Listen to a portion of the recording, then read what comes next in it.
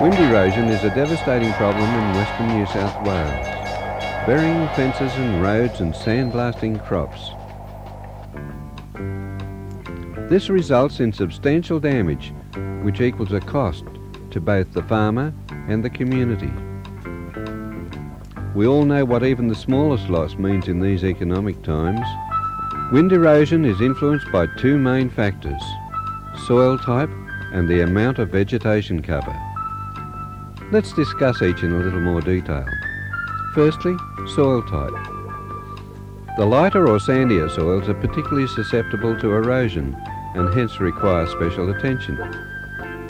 Wind speeds as low as 20 kilometres an hour at ground level will result in significant amounts of soil movement. It is the fine particles in soil which bind the nutrients and the water necessary for plant growth. These same particles are the first removed by wind. This is the dust you see in the air. Thus, even the slightest amount of wind erosion will rob the soil and you, the farmer, of nutrients and water which should have been available to your crops and pastures. Sandhills are particularly prone to wind erosion because their elevation exposes them to greater amounts of wind energy. A vegetation cover protects the soil from erosion by providing a barrier between the wind and the soil surface. When this vegetation layer is removed, the exposed soil is very vulnerable to erosive forces. So how can trees be used to prevent soil erosion? There are two main ways. Firstly, by decreasing the wind velocity at ground level. That is, by the establishment of windbreaks which protect the soil for quite some distance on their leeward side. Or secondly, by establishing a woodlot which protects the immediate ground on which it is planted. Let's look at windbreaks first. When establishing tree windbreaks on any property, there are a number of important things to consider. The first is orientation, and this is most important. A windbreak should run perpendicular to the prevailing winds. In western New South Wales, these are generally from a southwesterly direction. If possible, a windbreak should also run it perpendicular to the most severe winds. This generally gives us an L-shaped windbreak. The second consideration is design. A windbreak needs to be at least 2 rows wide to be effective, with 3 or 4 rows usually being ideal. The exact number of rows you choose will largely depend on the form of the trees to be planted, that is, their height, crown size and crown depth. A windbreak will effectively reduce wind speeds over a distance of 20 times their height. A 5-metre high windbreak effectively reduces a 40 km per hour wind to at least 25 km per hour over a distance of about 100 metres. This represents an average reduction of at least 40% in wind speed over this distance. A 10-metre high windbreak will reduce the wind speed by this same amount over a distance of at least 200 metres.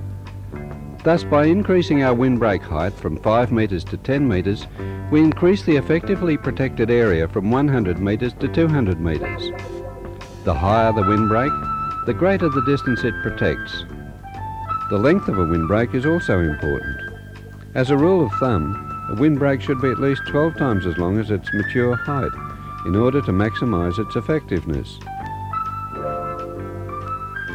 The last aspect of windbreak design to consider is wind penetrability. A windbreak of 40% open provides a much more useful shelter than a dense belt of trees.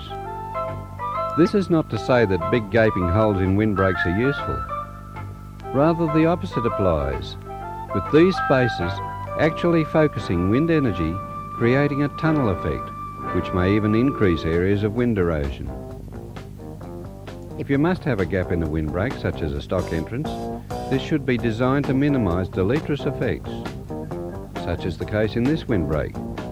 The gateway is tunnel-shaped to distribute the wind focusing effect over a wider area and hence decrease its intensity. The entrance is also orientated such that it is not in line with the prevailing winds, but rather at an angle to it. Species selection is the third consideration, and perhaps the most important. No one wants to replant windbreaks because of poor initial species selection.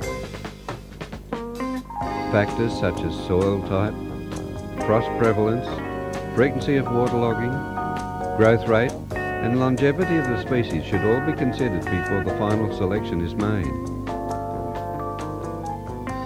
Adequate preparation is the fourth undertaking when planting tree windbreaks. Permanent fencing to prevent stock and rabbits getting in is a must.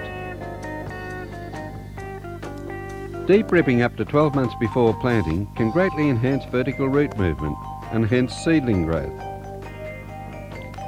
Control of weeds by the use of herbicides or weed control matting for the 2 years following planting will greatly increase your planting successes.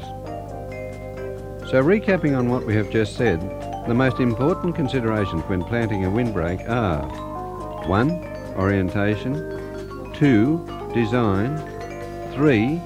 Species selection, and 4. Adequate preparation. Now let's look at woodlots and erosion affected areas.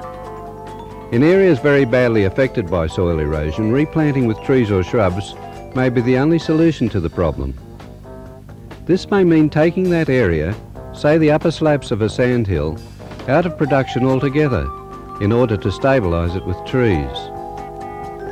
The incorporation of trees into a revegetation program gives long-lasting protection to both the soil and other vegetation such as shrubs and grasses. Mr. Jeff Langley, a potato grower from Barooga in southern New South Wales, seen here talking to District Soil Conservationist at Hay, Mr. Julian Pryor, has taken steps to protect the sandhill on which he grows potatoes by planting tree windbreaks. Potatoes have high nutrient and water needs, and Jeff has found that wind erosion can cost him money through the loss of valuable soil fines and the sandblasting of young crops. Sandhills do present particular problems when it comes to establishing trees. Water and nutrients are easily leached through the soil profile, and as such, water stress often kills many seedlings. Another source of moisture loss is surface evaporation. Evaporation can be reduced by covering the soil around the plant with plastic, newspaper, hessian or mulch.